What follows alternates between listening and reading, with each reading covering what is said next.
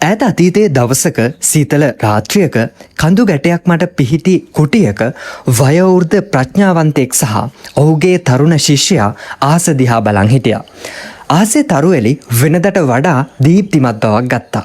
ගුරුවරයා ආසේ එක් නිශ්චිත දිශාවකට ඇඟිල්ල දිගු කළා.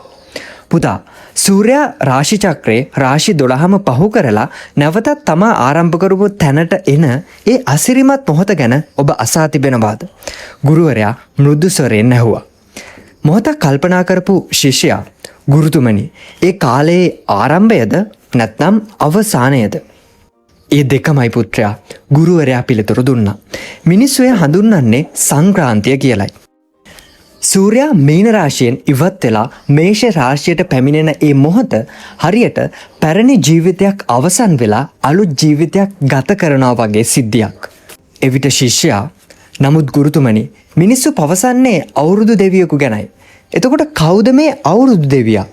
සිනාසුණු ගුරුවරයා, අපේ මුතුන් මිත්තන් මේ විශ්වීය සිදුවීමට ජීවය ලබා දුන්නා. ඔවුන් විශ්වාස කරා සෑම වසරකම අලුත් දෙවි කෙනෙක් අහසින් වඩිනවා කියලා. නමුත් ඔහු එන්නේ තනිවම නෙවෙයි. ඔහුට නියමිත වාහනයක් තිබෙනවා. ඔහු අඳින්නේ නිශ්චිත වර්ණයක ඇඳුමක්.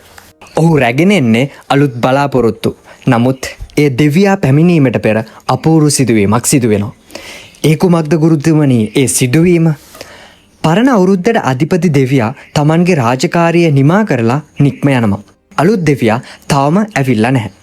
ඒ දෙදෙනා අතර කාලයේ හිඩසක් නිර්මාණය වෙනවා. ඒ හිඩස තමයි අපි නොනගතය කියලා හඳුන්වන්නේ. ඒ කාලය තුල ලෝකයට රජෙක් නැහැ. පාලනය කරන්න නීතියක් නැහැ. සොබාදාම පවා නිහඬ වෙනවා. අප ගමන් බිමන් නොයන්නේ, ආහාර නොපිසින්නේ, කිසිදු වැඩක් නොකරන්නේ ඒ නිහඬතාවයට ගරු කරන්නයි. තවත් අතකින් බැලුවොත් එය මිනිසාට තමන්ගේ ආත්මය දෙස හැරී බලන්න ලැබෙන පූජනීය විවේකයක්. රාත්‍රිය කෙමින් ගෙවි ගොස් අලුත් දෙවියා පැමිණෙන වෙලාව උදා වුණා. ගුරුවරයා තමන්ගේ ඉදිරිය ශිෂ්‍යයාට පෙන්නුවා. දැන් බලන්න අර ඈත ගම්මානයේ දිහා. අලුත් දෙවියා පැමිණි සැනින් ගම්මානයේ සෑම නිවසකම එකම වෙලාවකට ගිනි දැල්ලුණා.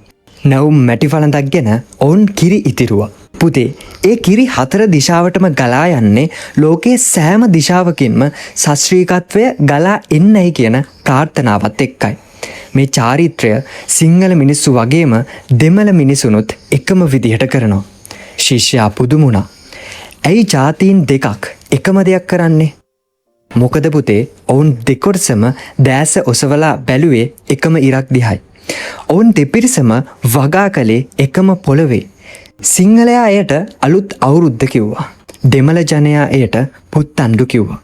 නම් දෙකක් වුණාට ඒ සැමරුම පිටුපස තිබුණේ එකම සිදුවීමක්. ඉතින් පුතේ, අදටත් අපි අලුත් අවුරුද්ද කියලා විවිධ සිරිත් විරිත් එක්ක සමරන මේ සිදුවීම හොඳෙක් සිරිත් විරිත් වලට පමණක් සීමා වුණු දෙයක් නෙවෙයි. මේක නොකියා අපට කියන්නේ මේ විශ්වයේ ජීවත් වන අපි හැමෝම එකම පවුලක සමාජිකින් කියලයි. ඇතින් කෝලෙකුගේ හඬ ඇසෙන්නට විය. අලුත් අවුරුද්ද ඒ වන විට උදා වී තිබිනි. ඔබ සැමට සුබම සුබ අලුත් අවුරුද්දක් වේවා.